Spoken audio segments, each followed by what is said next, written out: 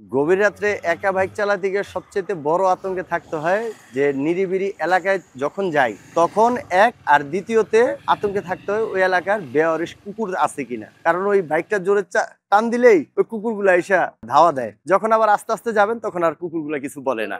একটা যাত্রীর কথা মনে গেঁথে আছে, আমি তখন গাবতলীতে বসে আছি, উনি রাত্রের 1টা বাজে বলতেছে যে ঢাকা মেডিকেল যাবে। তাই আমি বললাম যে চলেন যাই। কত টাকা ভাড়া? আমি বললাম 250 টাকা ভাড়া দিন। উনি বলতেছে যে 150 টাকার উপরে দিব না। তো ওনাকে আমি বললাম যে আপনার কাছে টাকা না থাকলে আমি ফ্রি নিয়ে যাব, কিন্তু কমের কথা বলিয়েন না দাদা।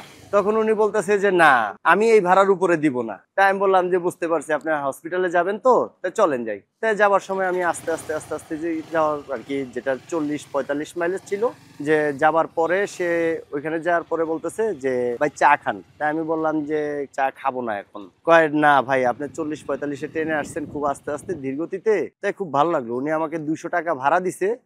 50 টাকা, যেটাকে টিস বলেন বা ভাড়ার সাথে যুক্ত বলেন, যেভাবে হোক 200 টাকা ভাড়া দিছে। তারপরে বলতেছে যে ভাই আমি মোটরসাইকেল অ্যাক্সিডেন্টের রুগী দেখতে আসছি। তো সেই যাত্রীটার কথাগুলো আমার মনে গেঁথে আছে।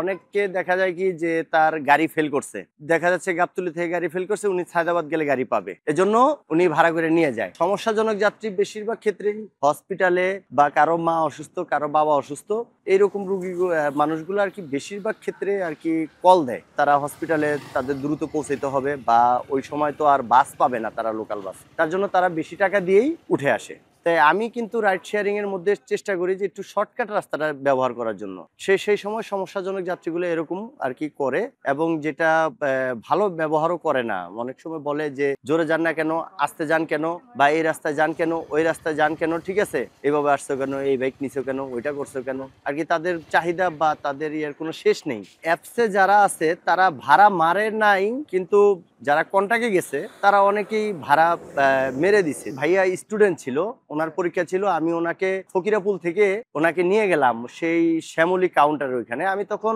আর কি ভাড়ার উদ্দেশ্য নেই, এমনি বসে আছি। তখন বলতেছে যে ভাই আমার একটা প্রবলেম হয়েছে, আমাকে একটু হেল্প করবেন কিনা। তাই আমি বললাম আসে, এই কি হেল্প? বলতেছে যে ভাই আমি মোবাইলটা ফেলে আসছি, আমি শ্যামলী গাড়িতে আসছি, মোবাইলটা ওইখানে রিং বাজতেছে, কিন্তু আমি ফোনটা পাচ্ছি না, আমার ওইখানে যেতে হবে। তাই আমি ওনারা এখানে নিয়ে আসছি। নিয়ে আসার পরে সেই গাড়িকে ধরছি, গাড়ি সার্চ করা হয়েছে। তারপরে গাড়ি সার্চ করার পরে তার ওইখানে নাকি কোন কিছু ইনফরমেশন ছিল আর কি, যে গাড়ির যাত্রী ছিল ওই গাড়িতে মোবাইলটা ফেলে আসছিল। তখন ওনাকে নিয়ে দারুসালাম থানায় গেলাম। দারুসালাম থানা থেকে আমি তাকে আবার ফকিরাপুল ওইখানে নিয়ে নামাই দিয়ে আসলাম। দিয়ে আসার পরে উনি বলতেছে ভাই আমার কাছে তো কোনো টাকা নাই, আমি আপনাকে কালকে সকালে বিকাশে টাকাটা দিয়ে দিব, আপনার বিকাশ নাম্বারটা দেন। আমি তো ওনাকে বিশ্বাস করে নাম্বারটা দিছি, কিন্তু উনি আমাকে কখনো আর ফোনটাও রিসিভ করে নাই, আর বিকাশে টাকাও পাঠায় নাই। এই ভাড়া মারার স্মরণীয় একটা ঘটনা আর কি।